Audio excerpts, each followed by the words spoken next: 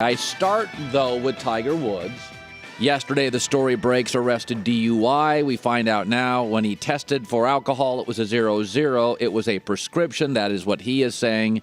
And if you look at the tests, we do not see evidence of alcohol. That does not mean that prescription drugs can't be, when taken incorrectly or you have a reaction, they can't create a situation where you're in an altered state and you should be pulled over. That happens all the time. Hasn't happened to me. I cannot relate to taking prescription drugs and having a wild reaction, but it happens to millions of people every year in this country. So I don't doubt the story there.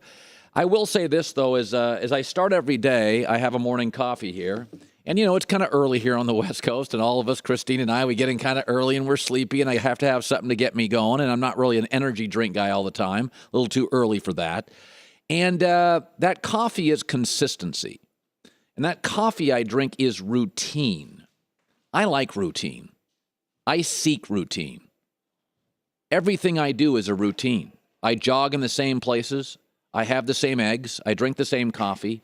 Here's the funny thing about routine. Routine is not romantic. Routine is predictable. But predictable is what all greatness is. And Tiger Woods is no longer great, and therefore he's no longer predictable. I am a huge fan of predictability, but predictability is not cool. Predictability is not flashy. The media sometimes doesn't like predictable. They like new stuff. I don't. I like Michigan in bowl games, Duke in the Final Four, and Tiger at 4 o'clock on Sundays winning golf tournaments. Selfishly, I miss that. People complain to me all the time. They say, LeBron is just predictable. All greatness is predictable. The Beatles at one time not only had the number one song in the country, they had the number one, number two, number three, and number four songs in the country. Go look at the Oscars. Meryl Streep, seemingly nominated every year.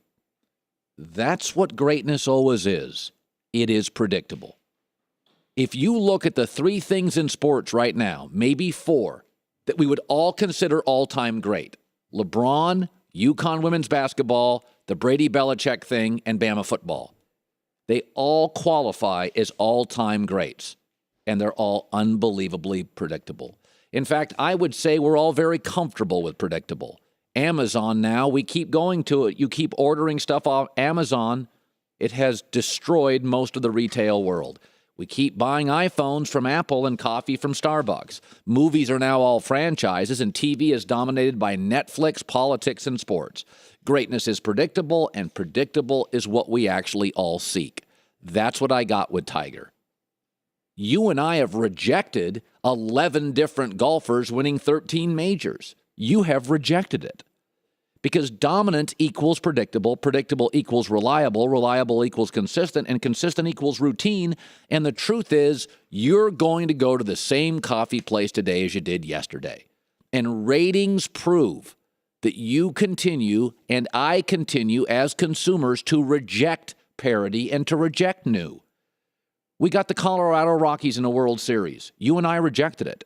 We got Tampa Bay in a World Series. You and I rejected it. The NHL was petrified they'd get Nashville and Ottawa in a Stanley Cup final. You would have rejected it. The 6 highest finals in NBA history, Michael Jordan was in all of them. TCU made it to the Fiesta Bowl. They played Boise State. You rejected it. You keep rejecting every time golf says there's a bunch of new great players out there on the tour. They can all win majors over the next 4 years. And they did, and you rejected it. Tiger Woods was great. Great's predictable. Predictable becomes reliable, becomes consistent, becomes routine. I seek it every day, have no problem admitting it. And Tiger was my morning coffee. He was just at 4 o'clock on Sunday for 10 to 12 years. And I really, really miss that.